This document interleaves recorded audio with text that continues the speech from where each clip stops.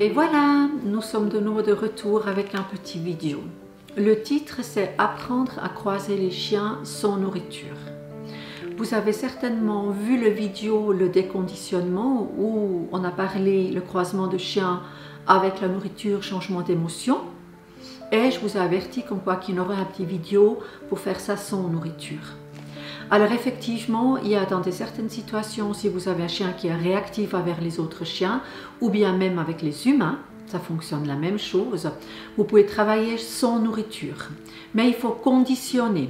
Alors, je m'explique.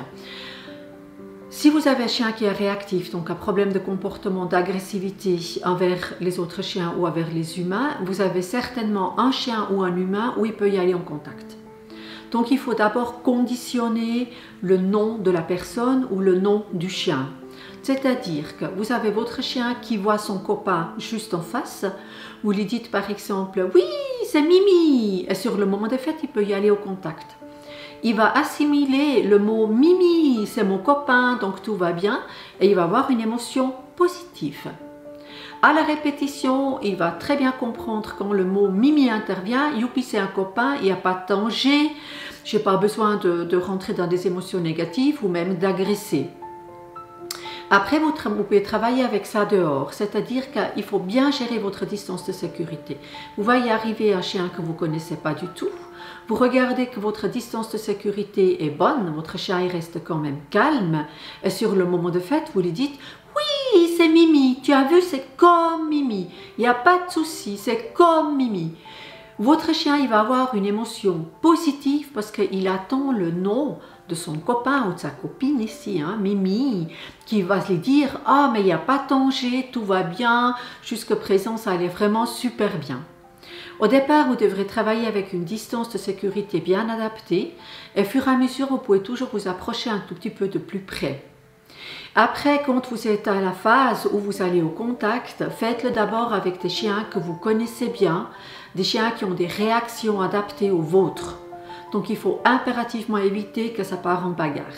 Donc, je m'explique, vous avez un voisin qui a un chien que ça va très bien, mais que le vôtre, jusqu'à présent, il a eu peur et il a réagi. Donc, vous avez travaillé à distance au départ et là, vous êtes prête à travailler beaucoup plus près. Vous regardez que l'autre chien, il est calme. Vous arrivez avec le vôtre, il le voit. « Oui, c'est Mimi, tu as vu? Oui, c'est Mimi, on peut dire bonjour. » Et vous approchez gentiment, vous félicitez votre chien et puis vous le ressortez de la situation. Ça va faire que lui, il va assimiler, oui, à Mimi, donc c'est une situation positive, je l'ai vécu à plusieurs reprises, donc le chien du voisin n'est pas du tout en danger comme j'ai eu jusqu'à présent, et tout ça se passe bien. Mais je me répète, faites ces exercices au départ avec des chiens que vous connaissez, que vous savez que le comportement est adapté au vôtre. Il ne faut surtout pas qu'on ait une bagarre au premier contact avec ça. Mais au fur et à mesure, vous pouvez y aller avec des chiens que vous connaissez moins bien, qui sont peut-être inconnus, mais vous êtes sûr que ça peut passer comme il faut. Au fur et à mesure, votre chien il peut mieux maîtriser les croisements des chiens inconnus, mais c'est à vous de gérer. Là, je pourrais aller au contact, donc en utilisant le mot « Mimi » et on peut y aller. Et là, non, parce que l'autre chien est aussi réactif, ou l'autre chien est beaucoup trop vif, ou l'autre chien est peut-être vieux, et le mien, il peut y aller.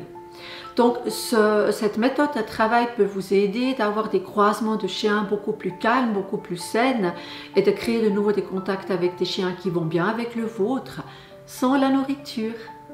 Et oui, il y a certains chiens qui n'aiment pas manger dans ces situations-là, mais attention, il y a aussi des propriétaires qui ne veulent pas utiliser la nourriture pour travailler avec le chien. Ce qui est un petit peu dommage parce que c'est le meilleur moyen d'arriver rapidement au but que ce qu'on aimerait atteindre. Mais cette méthode de travail fonctionne aussi très bien. Alors je vous dis à tout bientôt. Merci beaucoup.